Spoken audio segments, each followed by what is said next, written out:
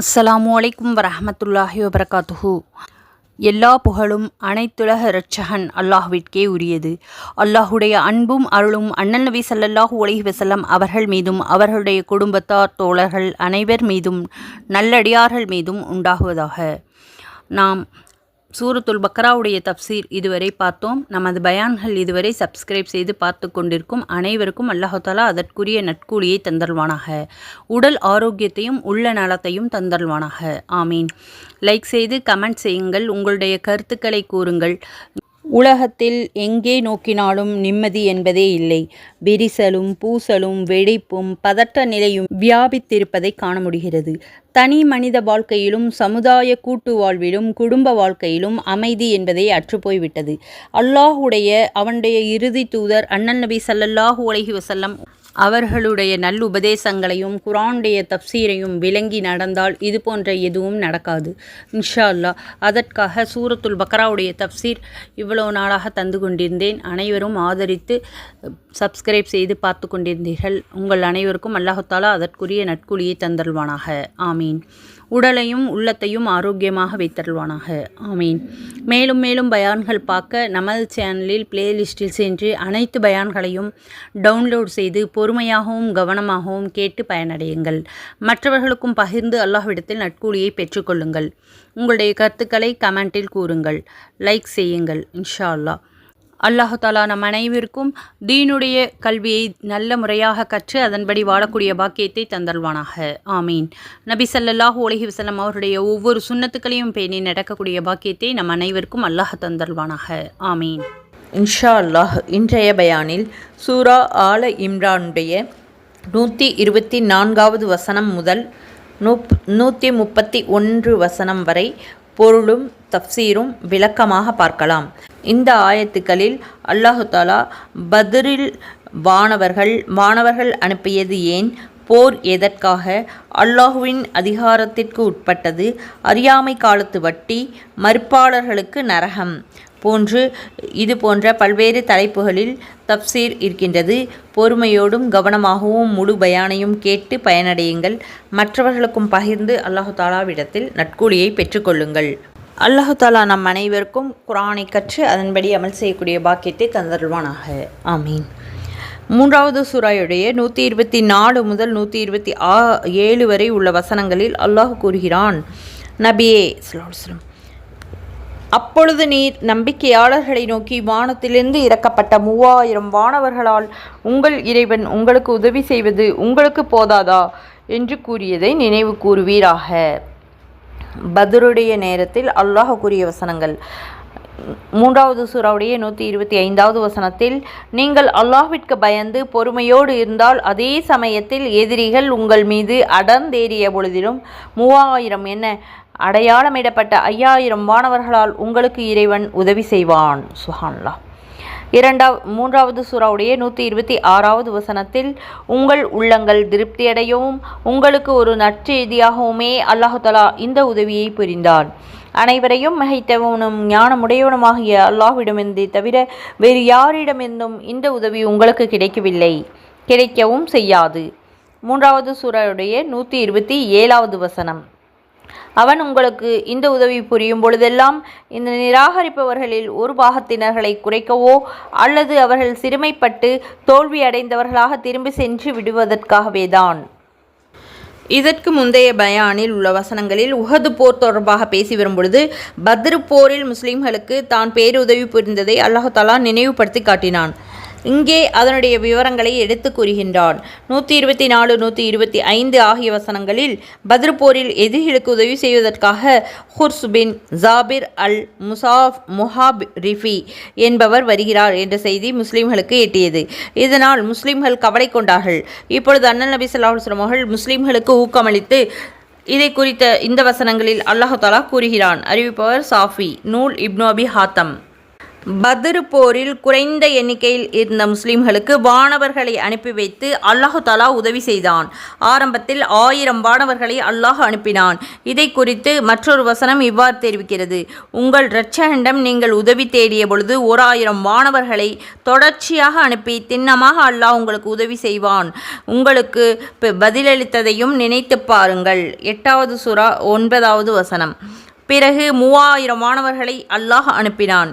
இங்கே 124வது வசனத்தில் இதை சுட்டிக்காட்டி கூறுகின்றான். பத்ர் போரில் எதிரிகளுக்கு உதவி செய்வதற்காக மேலும் ஒரு படை வருவதாக கேள்விப்பட்டு முஸ்லிம்கள் கவலை அடைந்தவர்களாக இருந்த வேளையில் 3000 மாணவர்களை இறக்கி வைத்து அல்லாஹ் தாலா உங்களுக்கு பேருதவி செய்வான், இது உங்களுக்கு போதாதா என முஸ்லிம்களிடம் அண்ணல் நபி ஸல்லல்லாஹு அலைஹி வஸல்லம் அவர்கள் கேட்டார்கள். மேலும் நீங்கள் நிலை குலையாமல் இருந்து அல்லாஹ்வை அஞ்சி உறுதியோடு செயல்பட்டால் சீருடை அணிந்த 5000 மாணவர்களை கொண்டு உங்களுக்கு உதவி புரிவேன் என்று அல்லாஹ் வாக்களித்தான். இதனை 126வது வசனம் சொல்லி காட்டுகின்றது. எனினும் பத்ர் போரில் மக்கா மறுப்பாளர்கள் தோல்வியடைந்து விட்டார்கள் என்ற செய்தி குர்சு பின் ஜாபிருக்கு எட்டிய பொழுது அவர்களுக்கு உதவிப்படையை அனுப்பும் எண்ணத்தை அவர் கைவிட்டார். எனவே அல்லாஹும் முஸ்லிம்களுக்காக 5000 மாணவர்களை அனுப்பி வைக்கவில்லை. அறிவிப்பவர் சாஃபி, நூல் இப்னு அபி ஹாத்தம், இப்னு கதீர். பத்ரில் வானவர்கள். முஸ்லிம்களுக்கு அல்லாஹு தாலா வானவர்களை அனுப்பி வைத்து உதவி புரிந்தான். பத்ர் போரிலா அல்லது உஹது போரிலா என்பது தொடர்பாக விரிவுரையாளர்கள் கருத்து வேறுபாடு கொண்டிருக்கின்றார்கள். பத்ர் போரில்தான் இவ்வாறு முஸ்லிம்களுக்கு உதவி கிடைத்தது என்று ஹசன் பசரி, ஆமீர், சாஃபி, ரபியூ பின் அனஸ் ரஹமத்துல்லாஹி அலைஹி முதலானவர்கள் கூறுகிறார்கள். இப்னு ஜரீர் ரஹமத்துல்லாஹி அலைஹி அவர்கள் இந்த கருத்தை சரி காண்கிறார். இவர்களுடைய கூற்றுப்படி இந்த வசனங்கள் முன்பு பத்ர் போர் பற்றி பேசிய 123வது வசனத்தோடு தொடர்புடையவை என்று கூறப்படுகிறது. ஆனால் முஜாஹித், இக்ரிமா, லஹாக், சுஹுரி ரஹமத்துல்லாஹி முதலானவர்கள் உஹது போரிலேயே வானவர்கள் அனுப்பி வைக்கப்பட்டார்கள் என்று சொல்லுகின்றார்கள். ஆயினும் உஹது போரில் 5000 வானவர்களை அல்லாஹ் அனுப்பவில்லை. ஏனென்றால் முஸ்லிம்கள் உஹதில் பொறுமை காக்க தவறிவிட்டார்கள். மேலும் அவர்கள் விளக்கமளிக்கின்றார்கள். இதன்படி இந்த வசனங்கள் இதற்கு முன் உஹது போர் பற்றி 122வது வசனத்தோடு தொடர்புள்ளவை என்று கூறப்பெறும். நூல் தஃப்சீர் இப்னு கதீர். இருந்தாலும் நபித்தோழர்கள் தெரிவித்துள்ள தகவல்களை வைத்து பார்க்கும் பொழுது வானவர்களை அனுப்பி முஸ்லிம்களுக்கு அல்லாஹ் உதவியளித்து பத்ர் போரில்தான் என்று அறிய முடிகிறது. நூல் தஃப்சீர் இப்னு கதீர். 125வது வசனத்தில் இடம்பெற்றுள்ள முசவ்விமீன் இனம் காட்டியவர்களாக என்ற சொல்லுக்கு விளக்கம் அளிக்கும் பொழுது நபித்தோழர் அலி ரலியல்லாஹு அன்ஹு அவர்கள் தெரிவிக்கின்றார்கள், பத்ர் போரில் மாணவர்களுடைய அடையாளம் வெண்ணிற கம்பளியாக இருந்தது. மேலும் அவர்களுடைய குதிரைகளுக்கு நெற்றியில் அடையாளமிடப்பட்டிருந்தது. நூல் இப்னு அபி ஹாத்தம். அது மட்டுமன்றி அண்ணல் நபி ஸல்லல்லாஹு அலைஹி வஸல்லம் அவர்கள் தெரிவித்தார்கள், பத்ர் போரில் கருப்பு நிற தலைப்பாகையும் ஹுனைன் யுத்தத்தில் செந்நிற தலைப்பாகையும் வானவர்களுடைய அடையாளங்களாக இருந்தது. அறிவிப்பவர் இப்னு அப்பாஸ் ரலியல்லாஹு அன்ஹு. நூல் இப்னு மர்தவை. நபித்தோழர் சுஹைல் பின் அம்ர் ரலியல்லாஹு அன்ஹு அவர்கள் தெரிவிக்கின்றார்கள், நான் பத்ர் போர் நடந்த நாளில் வெண்ணிறம் கொண்ட பலரை பார்த்தேன். அவர்கள் வானுக்கும் பூமிக்கும் இடையே கருப்பு வெள்ளை குதிரைகள் மேல் அமர்ந்திருந்தார்கள். கீழே இறங்கி போரில் கலந்து கொண்டு எதிரிகளை அவர்கள் தாக்கினார்கள், சிறைப்பிடித்தார்கள். நூல் பைஹக்கி, தப்சீர் குர்துபி. வானவர்களை அனுப்பியது ஏன்? முஸ்லிம்களுக்கு பத்ர் போரில் உதவியளிக்க நாடிய அல்லாஹு தாலா வானவர்களை அனுப்பாமலேயே உதவி புரிந்திருக்க முடியும், அல்லது ஒரே ஒரு வானவரை கொண்டு எதிரிகள் அனைவரையும் அழித்திருக்க முடியும். அவ்வாறிருந்தும் ஆயிரக்கணக்கிலான வானவர்களை அல்லாஹ் ஏன் அனுப்ப வேண்டும்? இறைவனே இந்த கேள்விக்கு 126வது வசனத்தில் பதில் தருகின்றான். இதனை உங்களுக்கு ஒரு நற்செய்தியாகவும் இதன் மூலம் உங்கள் இதயங்கள் அமைதி அடைவதற்காகவுமே அல்லாஹ் ஆக்கினாம் என்று இந்த வசனம் கூறுகிறது.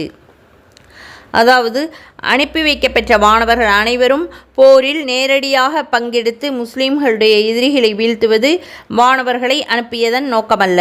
மாறாக முஸ்லிம் போர் வீரர்களுக்கு ஊக்கமளிப்பதும் ஆறுதல் தருவதுமே நோக்கமாகும். மேலும் போரில் முஸ்லிம்களுக்கு வெற்றி கிட்டும் என்ற நற்செய்தியை தெரிவிப்பதும் நோக்கமாக இருந்தது. அத்தோடு வானவர்களில் சிலர் நேரடியாக போரில் கலந்து கொண்டு முஸ்லிம்களுக்கு உதவி புரிந்தார்கள். இதற்கு இன்னொரு வசனம் தெளிவுபடுத்துகிறது. நபியே ஸல்லல்லாஹு அலைஹி வஸல்லம் 8வது சூராவுடைய 12வது வசனம். உமது இரட்சகன் வானவர்களை நோக்கி, நிச்சயமாக நான் உங்களோடு இருக்கின்றேன். ஆகவே நீங்கள் நம்பிக்கை கொண்டவர்களாக உறுதிப்படுத்துங்கள். மறுப்போருடைய இதயங்களில் நான் பீதியை ஏற்படுத்தி விடுவேன். நீங்கள் அவர்களுடைய பிடரிகளை தாக்குங்கள், அவர்களுடைய விரல் நுனிகளையும் வெட்டிவிடுங்கள் என்று அறிவித்ததை நினைவு கூறும். பத்ர் போரில் முஸ்லிம்களுக்கு பல வகையிலும் வானவர்கள் உதவி செய்தார்கள், ஊக்கமளித்தார்கள். முஸ்லிம் படை வீரர்களோடு சேர்ந்து நின்றதன் மூலம் முஸ்லிம் அணியின் எண்ணிக்கையை அதிகமாக காட்டினார்கள். முஸ்லிம் வீரர்களை உற்சாகப்படுத்தும் வகையில் சில வேளை வானவர்கள் குரல் எழுப்பினார்கள். வேறு சில சமயங்களில் போரில் நேரடியாக கலந்து கொண்டார்கள். நபி தோழர்களில் சிலர் பத்ரு போர்க்களத்தின் வானவர்களை பார்த்துள்ளார்கள். வேறு சிலர் ஜிப்ரீல் அலைஹிவஸல்லம் அவர்களுடைய குரலை கேட்டார்கள். நூல் முஸ்லிம். எதிரிகளில் ஒருவனை நபி தோழர்கள் தாக்க நினைத்தவுடனே அவனது தலை கீழே உருண்டது என அறிவிக்கப்பட்டுள்ளது. நூல் ஹாக்கிம் பைஹக்கி தப்சீர் குர்துபி. இவ்வாறு பல வழிகளில் முஸ்லிம் வீரர்களுக்கு உதவி புரிந்து முஸ்லிம்களுடைய மனோதிடத்தை உறுதிப்படுத்துவதன் மூலம் முஸ்லிம்களே போர் செய்து வாகை சூட வேண்டும் என்பதை வானவர்கள் அனுப்பியதன் நோக்கமாகும். நூல் மாரிஃபுல் குர்ஆன். போர் எதற்காக? இவ்விதம் முஸ்லிம்கள் மீது போரை தான் கடமையாக்கியதும் போரில் அவர்களுக்கு உதவி செய்வதற்காக வானவர்களை அனுப்பி வைத்ததும் எதற்காக என்பதை அல்லாஹ் தஆலா 127வது வசனத்தில் விளக்கமாக கூறுகிறான். அல்லாஹ்வை மறுப்பவர்களில் வரம்பு மீறி செயல்பட்ட சில நபர்களை தலைவர்களை ஒன்று அழித்துவிட வேண்டும் அல்லது அவர்களை தோல்வி கண்டு திரும்பச் செய்ய வேண்டும். இதன் மூலம் அசத்தியம் தோற்று சத்தியம் வெல்ல வேண்டும் என்பது நோக்கமாகும்.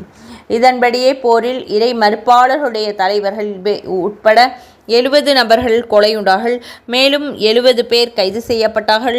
ஆக பத்ரில் அவர்களுக்கு படு தோல்வியடைந்தார்கள். உஹது போரில் கூட அவர்களுடைய முக்கிய தலைவர்களில் 18 பேர் உயிரிழந்தார்கள். நூல் தப்சீர் ரூஹுல் மானி. பத்ரு போரில் நடந்த நிகழ்ச்சிகளை உஹது போரின் பொழுது நினைவுறுத்தி, நீங்கள் பத்ரில் கட்டுப்பாட்டோடும் பொறுமையோடும் செயல்பட்டதைப் போன்றே உஹது போரிலும் நடந்து கொண்டிருந்தால் நிச்சயமாக உங்களுக்கு வெற்றி கிடைத்திருக்கும். ஆனால் இறை தூதரின் கட்டளையை மீறி நீங்கள் நடந்து கொண்டதால் பத்ரில் கிடைத்த வெற்றி உஹதில் கிடைக்காமல் போயிற்று என்பதை இங்கே இறைவன் உணர்த்தி காட்டுகிறான். 3வது சூராவுடைய 128, 129 ஆகிய வசனங்களில் அல்லாஹ் கூறுகிறான், நபியே ஸல்லல்லாஹு இவ்விஷயத்தில் உமக்கு ஒரு அதிகாரமும் இல்லை. அல்லாஹ் அவர்களை இஸ்லாமை தழுவும்படி செய்து மன்னித்து விடலாம், அல்லது அவர்கள் அநியாயக்காரர்களாக இருப்பதனால் அவர்களை வேதனை செய்யலாம். 129வது வசனத்தில், ஏனென்றால் வானங்களில் உள்ளவை அனைத்தும் பூமியில் உள்ளவை அனைத்தும் அல்லாஹ்விற்கு உரியனவே. அவன் விரும்பியவர்களை மன்னிப்பான், அவன் விரும்பியவர்களை தண்டிப்பான். ஆனால் அல்லாஹ் மிக மன்னிப்பவன், மகா கருணையுடையவன் ஆவான். உஹது போரில் நடந்த நிகழ்ச்சி தொடர்பாக இங்கே மீண்டும் அல்லாஹ் கூறுகிறான். இடையில் பத்ரு போர் பற்றி சுருக்கமாக கூறப்பெற்றது. இந்த வசனங்கள் அருளப்பெற்றதற்கான காரணம் குறித்து அறிவிக்கப்பட்டுள்ளது. நபித்தோழர் அனஸ் ரலியல்லாஹு அன்ஹு அவர்கள் கூறுகிறார்கள், உஹது போரில் அண்ணல் நபி ஸல்லல்லாஹு அலைஹி வஸல்லம் அவர்கள் பல் உடைந்து போயிற்று.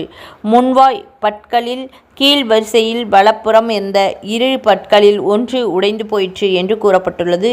நூல் மாரிஃபுல் குர்ஆன். முஹம்மது நபி ஸல்லல்லாஹு அலைஹி வஸல்லம் அவர்களுடைய முகத்தில் காயம் ஏற்பட்டு இரத்தம் வடிந்தது. அப்பொழுது முஹம்மது நபி ஸல்லல்லாஹு அலைஹி வஸல்லம் அவர்கள் வருத்தத்தோடு குறிப்பிட்டார்கள், தங்களுடைய நபி விஷயத்தில் இவ்விதம் நடந்து கொண்ட ஒரு சமூகம் எவ்வாறு வெற்றி பெறப் போகிறது? அவரோ அவர்களை இறைவன்பால் அழைத்து கொண்டிருக்கின்றார். இப்பொழுது இந்த வசனங்களை அல்லாஹ் தஆலா இறக்கி வைத்தான். நூல் முஸ்லிம் அஹ்மத். நபித்தோழர் அப்துல்லா பின் உமர் ரலியல்லாஹு அன்ஹு அவர்கள் அறிவித்தார்கள், யா அல்லாஹ், இன்னின்னவர் மீது உன் சாபம் உண்டாகட்டும். யா அல்லாஹ், ஹாரிஸ் பின் ஹிசாம், சுஹைல் பின் அம்ர், சஃப்வான் பின் உமையா ஆகியோர் மீது உன் சாபம் இறங்க கடவது என்று நபி ஸல்லல்லாஹு அலைஹி வஸல்லம் அவர்கள் பிரார்த்தித்ததை நான் செவியுற்றேன். அப்பொழுது இந்த வசனம் இறங்கியது. பிறகு அவர்கள் அனைவரும் பாவமன்னிப்பு கோரி இஸ்லாத்தில் இணைந்தார்கள். நூல் அஹ்மத்.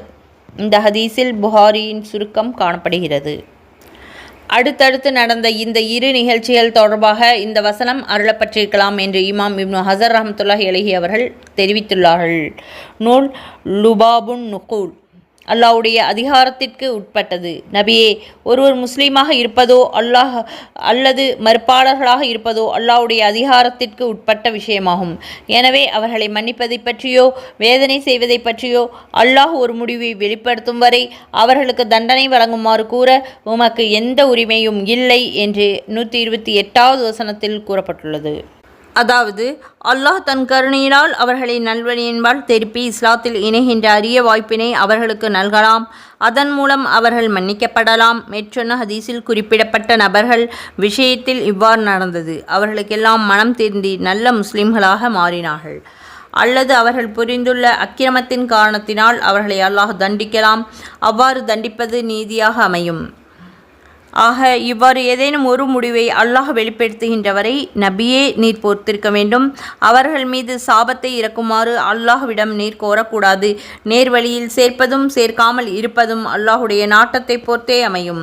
இதை உறுதிப்படுத்தும் வகையில் வானங்கள் மற்றும் பூமியில் உள்ள அனைத்தும் அல்லாஹ்விற்கே சொந்தம். தான் நாடுகின்றவர்களை அவன் மன்னிக்கின்றான், நாடுகின்றவர்களை வேதனை செய்கின்றான். அவன் மன்னிப்பதும் கருணை புரிபவனும் ஆவான் என்று அடுத்த வசனம் 129வது வசனத்தில் அல்லாஹ் கூறுகிறான்.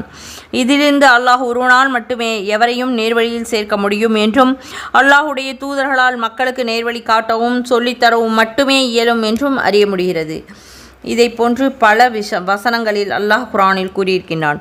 அல்லாஹ் தன் தூதருக்கு தெரிவிக்கின்றான், உம்முடைய கடமையெல்லாம் தூதை எடுத்து உரைப்பதுதான். கணக்கு வாங்குவது நமது பணியாகும். 13வது சூறாவுடைய 40வது வசனத்தில் கூறுகிறான். இன்னும் 2வது சூறாவின் 272வது வசனத்தில், நபியே, அவர்களை நேர்வழியில் செலுத்துவது உம்மீது கடமையில்லை, எனினும் அல்லாஹ் தான் நாடுகின்றவர்களை நேர்வழியில் செலுத்துகின்றான் என்று கூறியிருக்கின்றான். 28வது சூறாவுடைய 56வது வசனத்தில், நபியே, நீர் நேசிப்பவர்களையெல்லாம் நேர்வழியில் செலுத்திவிட உம்மால் முடியாது, எனினும் அல்லாஹ் தான் நாடுகின்றவர்களை நேர்வழியில் செலுத்துகின்றான். மேலும் நேர்வழி பெற்றவர்களை அவன் நன்கறிபவன் ஆவான். சுப்ஹானல்லாஹ். 3வது சூறாவுடைய 130, 131 ஆகிய வசனங்களில் அல்லாஹ் கூறுகிறான், நம்பிக்கையாளர்களே, அசலுக்கு அதிகமாகவும் வட்டிக்கு வட்டி போட்டு இரட்டித்து கொண்டே அதிகரிக்கக்கூடிய வட்டியை வாங்கி தின்னாதீர்கள். அல்லாஹுக்கு பயந்து இதை தவிர்த்து கொண்டால் நீங்கள் வெற்றியடைவீர்கள். 3வது சூறாவுடைய 131வது வசனத்தில், நரக நெருப்பிற்கு பயந்து கொள்ளுங்கள், அது இறைவனுடைய கட்டளையை நிராகரிப்பவர்களுக்கு தயார் செய்யப்பட்டுள்ளது. இந்த அத்தியாயத்தின் தொடக்கத்திலிருந்து சுமார் 70 வசனங்கள் வரை கிறிஸ்தவர்கள் தொடர்பாக பேசப்பட்டது. பிறகு யூதர்களுடைய பக்கம் பேச்சு திரும்பியது. அந்த தொடர்பில் உஹது போர் பற்றியும் பத்ரு போர் பற்றியும் இடையிடையே அல்லாஹ் குறிப்பிட்டான். இப்பொழுது மீண்டும் யூதர்கள் தொடர்பாக பேச்சு திரும்புகிறது. இதிலும் குறிப்பாக பொருள் மற்றும் செலவு குறித்து இங்கே பேசப்படுகிறது. முன்பு யூதர்களுடைய கெட்ட எண்ணத்தையும் சூழ்ச்சிகளையும் சுட்டிக்காட்டி அவர்களை முஸ்லிம் அந்தரங்க நண்பர்களாக ஆக்கிக் கொள்ளக்கூடாது என்று அல்லாஹ் கட்டளையிட்டான். இங்கே யூதர்களிடமும் அவர்களை பற்றி வாழ்ந்த இணை வைப்பவர்களிடமும் பரவி போயிருந்த மிக பெரிய பொருளாதார தீமையான வட்டி தொழில் பற்றி குறிப்பிட்டு இந்த தீமையிலிருந்து முஸ்லிம்கள் தங்களை தற்காத்து கொள்ள வேண்டும் என்று அல்லாஹ் கூறுகிறான். வட்டி விலக்கு தொடர்பாக அருளப்பெற்ற முதல் வசனம் 130வது வசனமே ஆகும். அல் பக்ரா அத்தியாயத்தில் வட்டி தொடர்பாக வந்துள்ள வசனங்கள் இதற்கு பிறகு அருளப்பெற்றன. 275 முதல் 280 வரை உள்ள வசனங்கள். முன்புள்ள பயானில் இதை பற்றி விபரமாக கூறப்பட்டுள்ளது. அதனை பார்த்து பலனடையுங்கள். ஏன் சட்ட விளக்கம் கூறும் வசனங்களில் சூரத்துல் பக்கரா வசனங்களே இறுதியானவைகளாகவும் இருக்கின்றது. நூல் தப்சீர் மனார். அறியாமை காலத்து வட்டி. வட்டியை பன்மடங்காக பெருக செய்து உண்ணாதீர்கள் என்று அல்லாஹ் குறிப்பிட்டிருக்கிறான். இது அறியாமை காலத்தில் இருந்த வட்டி கருத்தில் கொண்டு கூறப்பட்டதாகும். அன்று ஒரு குறிப்பிட்ட கால தவணையை நிர்ணயித்து கடனும் கொடுப்பார்கள். இந்த தவணைக்குள் கடனை திருப்பி செலுத்தும் பொழுது அசலோடு வட்டியாக இவ்வளவு தொகை அதிகமாக தர வேண்டும் என்று முடிவு செய்து கொள்வார்கள். அதன்படி நிறைவேற்றிவிட்டால் கடன் விவகாரம் தீர்ந்துவிடும். அவ்வாறு குறித்த நேரத்தில் நிறைவேற்ற தவறிவிட்டால் கெடுவை நீட்டி வட்டியை அசலோடு சேர்த்து விடுவார்கள். இந்த அசலுக்கும் வட்டிக்கும் சேர்ந்து அடுத்த தவணையில் வட்டி செலுத்த வேண்டும். இவ்வாறு ஒவ்வொரு தவணையிலும் வட்டி அதிகமாகி முதலே பன்மடங்காக பெருகிவிடும். நூல் தப்சீர் இப்னு ஜரீர் இப்னு கதீர். இமாம் அதாவ் ரஹ்மத்துல்லாஹி அலைஹி அவர்கள் தெரிவிக்கின்றார்கள், அறியாமை காலத்தில் தக்கீப் குசைஃப் இப்னு அரபு கூட்டத்தினுடைய புனை பெயர் தக்கீப் ஆகும். ஹிஜ்ரத்திற்கு முன் தாயிபில் வசித்தவர்கள் இவர்கள். அல் முன்சித். இந்த கூட்டத்தினர்கள் பனு நலீர் அவர்கள் மதீனா கூட்டங்களில் ஒரு கூட்டம், யூத கூட்டம். என்ற இந்த கூட்டத்தினிடம் கடன் வாங்கக்கூடியவர்களாக இருந்தார்கள். தவணை முடிந்தவுடன் நாங்கள் தொகையை கூட்டி தருகின்றோம், நீங்கள் தவணையை அதிகமாக்கி தாருங்கள் என்று கேட்டுக்கொள்வார்கள். லுபாபுன் நுகூல். இதைத்தான் இந்த 130வது வசனத்தில் முஸ்லிம்களை விழித்து, நீங்கள் அறியாமை காலத்தில் வட்டியை பன்மடங்காக புசித்து கொண்டிருப்பதைப் போல இஸ்லாத்தில் இணைந்த பிறகு புசிக்காதீர்கள் என்று அல்லாஹ் தடை விதிக்கின்றான்.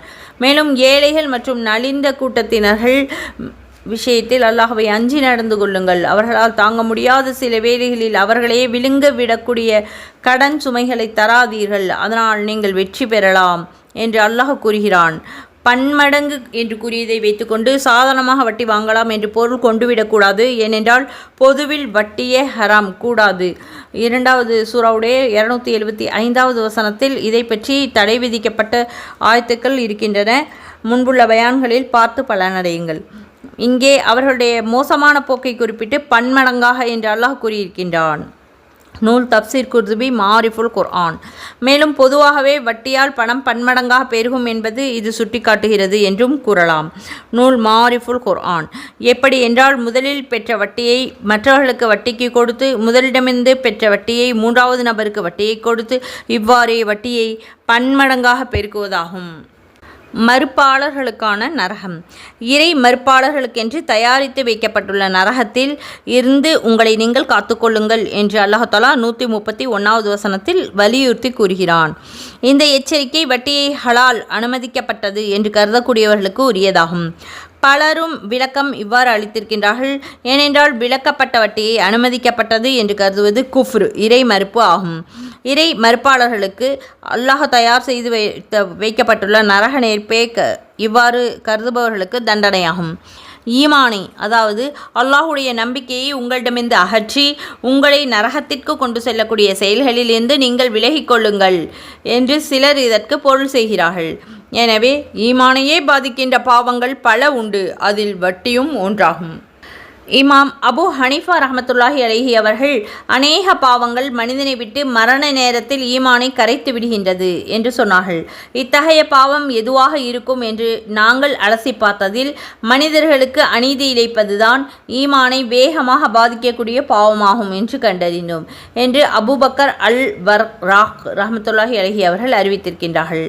வட்டியை புசிப்பது, சொந்தத்தை பகைப்பது, நம்பிக்கை துரோகம் செய்வது ஆகியன இதில் அடங்கும். நூல் தப்சீர் குர்துபி. இமாம் அபு ஹனீஃபா ரஹ்மத்துல்லாஹி அலைஹி அவர்கள் கூறியதாக அறிவிக்கப்பட்டுள்ளது. குர்ஆனிலேயே மிகவும் அச்சத்தை தரக்கூடிய வசனம் 131வது வசனம். இறை மறுப்பாளர்களுக்கு தயாரிக்கப்பட்டுள்ள நரக நெருப்பை கொண்டு முஸ்லிம்களை இந்த வசனம் எச்சரிக்கின்றது. முஸ்லிம்கள் பாவங்களை தவிர்த்து கொள்வதில் அல்லாஹ்வை அஞ்சி வாழவில்லை என்றால் அவர்களுக்கும் மறுப்பாளர்களுக்கும் தயாரிக்கப்பட்டுள்ள நரகத்தின் வேதனை உண்டு என்று இந்த வசனம் எச்சரிக்கப்பது குறிப்பிடத்தக்கதாகும். நூல் தப்சீர் ரூஹுல் மானி. மறுப்பாளர்களுக்காக தயார் செய்து வைக்கப்பட்டுள்ள நரகம் என்று இந்த வசனம் கூறுவதிலிருந்து இப்போதே நரகம் படைக்கப்பட்டுள்ளது என்பதை அறிய முடிகிறது. ஏனென்றால் இல்லாத பொருள் ஒன்றை தயாரிக்கப்பட்டுள்ளது என்று கூற இயலாது. நூல் தப்சீர் குர்துபி. நரகம் இப்பொழுது உண்டு என்பதே அஹ்லுஸ் சுன்னஹ் வல் ஜமாஅத் முஸ்லிம்களுடைய கொள்கை ஆகும். நூல் அல் ஃபிக்ஹுல் அக்பர். அல்ஹம்துலில்லாஹ். 131 ஆல இம்ரான் சூராவுடைய இவ்வளவு வசனங்கள் நாம் இதுவரை பார்த்திருக்கின்றோம். பொறுமையோடும் கவனமாகவும் முழு பயானையும் கேட்டு பயனடைந்த உங்கள் அனைவருக்கும் அல்லாஹ் தஆலா அதற்குரிய நட்குழியை தந்தல்வானாக. ஆமீன். அல்லாஹ் தஆலா உங்கள் அனைவருக்கும் உடல் ஆரோக்கியத்தையும் உள்ள நலத்தையும் தந்தல்வானாக. ஆமீன். அல்லாஹ் தஆலா நம் அனைவருக்கும் நீண்ட வயதை தந்து ஹலாலான உணவை கொடுத்து நல்ல ஆரோக்கியத்தை தந்தல்வானாக. ஆமீன். 5 நேர தொழுகைகளை அந்தந்த நேரங்களில் தொழுகக்கூடிய பாக்கியத்தை அல்லாஹ் தஆலா நம் அனைவருக்கும் தந்தல்வானாக. ஆமீன். குர்ஆனை தஜ்வீதுடனும் தர்ஜுமாவுடனும் விளங்கி ஓதக்கூடிய பாக்கியத்தை அல்லாஹ் தஆலா நம் அனைவருக்கும் தந்தல்வானாக. ஆமீன். கற்றபடி அமல் செய்யக்கூடிய பாக்கியத்தை அல்லாஹ் தஆலா நம் அனைவருக்கும் தந்தல்வானாக. ஆமீன். ஒற்றுமையோடும் மன நிம்மதியோடும் வாழக்கூடிய பாக்கியத்தை அல்லாஹ் தஆலா நம் அனைவருக்கும் தந்தல்வானாக. ஆமீன். நபி ஸல்லல்லாஹு அலைஹி வஸல்லம் அவருடைய ஒவ்வொரு சுன்னத்துக்களையும் பேணி நடக்கக்கூடிய பாக்கியத்தை அல்லாஹ் தஆலா நம் அனைவருக்கும் தந்தல்வானாக. ஆமீன். நபி ஸல்லல்லாஹு அலைஹி வஸல்லம் அவருடைய ஹதீஸை கற்று கேட்டு அதன்படி அமல் செய்யக்கூடிய வாக்கியத்தை அல்லாஹ் தாலா நம் அனைவருக்கும் தந்தல்வானாக. ஆமீன். முகமது நபி ஸல்லல்லாஹு அலைஹி வஸல்லம் அவர்களை கனவில் காணக்கூடிய வாக்கியத்தை அல்லாஹ் நமக்கு தந்தல்வானாக. ஆமீன். மறுமையில் முகமது நபி ஸல்லல்லாஹு அலைஹி வஸல்லம் அவர்களுடைய கையில் ஹவுதல் கௌதர் என்னும் தண்ணீரை வாங்கி பருகக்கூடிய பாக்கியத்தை அல்லாஹ் தாலா நம் அனைவருக்கும் தந்தல்வானாக. ஆமீன். ஹதீஸை கற்று அதன்படி வாழ்க்கையை மாற்றி நல்லபடியாக நடக்கக்கூடிய பாக்கியத்தை அல்லாஹ் தாலா நம் அனைவருக்கும் தந்தல்வானாக. ஆமீன். ஹஜ்ஜை நசீபாக்கி சொர்க்கத்தை வாஜிபாக்கி நரகத்தை ஹராமாக்குவானாக. ஆமீன். அல்லாஹ் தாலா நம் அனைவருக்கும் நேர்வழி காட்டுவானாக. ஆமீன். இதுவரை பொறுமையோடு பயான் கேட்ட உங்கள் அனைவருக்கும் அல்லாஹ் தாலா அதற்குரிய நட்கொலியை தந்தல்வானாக. ஆமீன். ஜஸாக்குமுல்லாஹு ஹைரன் கசீரா. அஸ்ஸலாமு அலைக்கும் வரஹ்மத்துல்லாஹி வபரகாத்துஹு வ மஹ்ஃபிரத்துஹு.